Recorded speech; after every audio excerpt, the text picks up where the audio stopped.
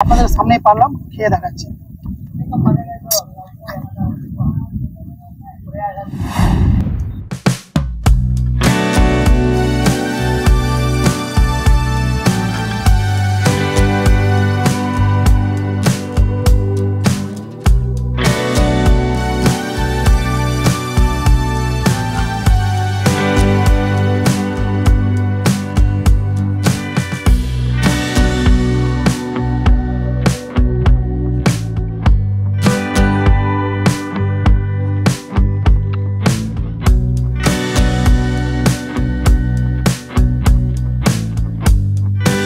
সুপ্রিয় দর্শক, আপনাদের প্রিয় YouTube channel Hasan live YouTube চ্যানেলে আপনাকে সবাইকে স্বাগত জানাই।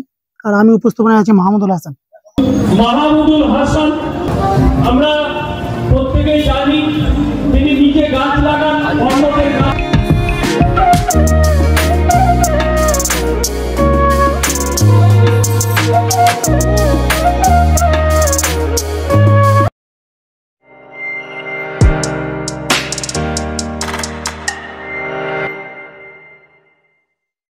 আজকে যে বিষয় নিয়ে আলোচনা হবে সেটা হচ্ছে আমার সামনে যে দেখতে পাচ্ছেন আপনারা আম, সেই আম নেই। আমাদের মালদা জেলার মধ্যে বিখ্যাত দুটো আম, তার মধ্যে হচ্ছে একটা হাজিপুরি, যেটাকে আমরা গ্রামের ভাষায় ল্যাংড়া বলে থাকি, আর একটা হচ্ছে ফজলি। কিন্তু আজকে আপনারা দেখতে পাবেন যে ল্যাংড়া আম এই সময়ের উপযোগী যে একটা আম, তার পরিকাঠামোটা কিন্তু আপনারা দেখতে পাচ্ছেন কত সুন্দরভাবে কিন্তু বেড়ে ওঠে। ভিটামিন সি এবং ভিটামিন ফাইবার এবং ভিটামিন ই সমৃদ্ধ আছে যে আমটা, তারই নাম হচ্ছে হাজিপুরি। যারা আম ব্যবসায়ী তাদেরকে আমি বলবো, আপনারা যখনই কোনো ক্রেতাকে আপনি আম খাওয়াবেন সেটা নিজের বিবেচনার দিক থেকেও রাখবেন। কারণ আজকে আপনি হয়তো যে আমটা একটা আনমেচিওর আম খাওয়াচ্ছেন, পরবর্তীতে কিন্তু আপনার ছেলে পেলেও খাবে।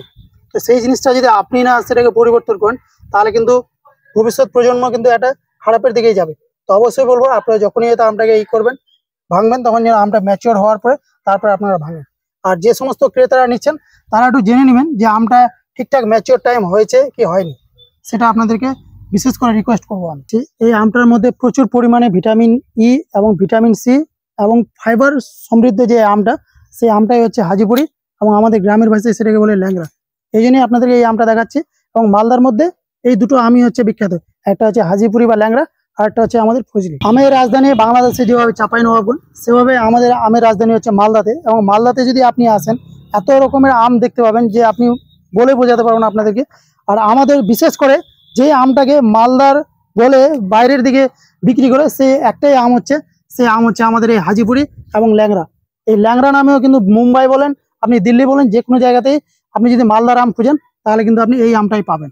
এখানে বেশ কয়েকটা আম আমি দেখলাম পেকে গেছে, তার মধ্যে এই আমটা দেখতে পাচ্ছেন আমি কিন্তু অলরেডি হারভেস্ট করে নিলাম। দেখেন একদমই আঠা খুবই কম। আর এই আমটাই আপনাদেরকে, আমরা যেহেতু এই আমগুলো আমাদের তত্ত্বাবধানে থাকে, সেই আমগুলো কিন্তু ফরমালিন মুক্ত যেটাকে বলে, তাই এটা আপনাদেরকে প্রেজেন্ট আপনাদের সামনেই পারলাম, খেয়ে দেখাচ্ছি।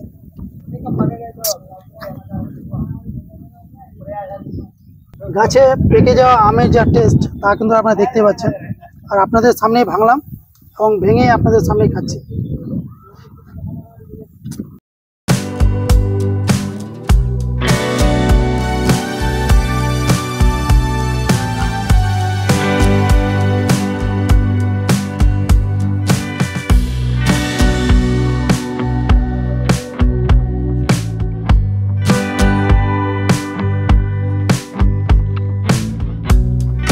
আমটা খেতে খেতে সত্যি আমাদের ছোটবেলার কিছু স্মৃতি মনে পড়ে গেল, যে আমরা যখন স্কুল থেকে পালিয়ে এসে আম কুড়ানোর জন্য দিতাম, তখনকার যে স্মৃতিগুলো, সেই স্মৃতিগুলো কিন্তু বিচলিত করছে।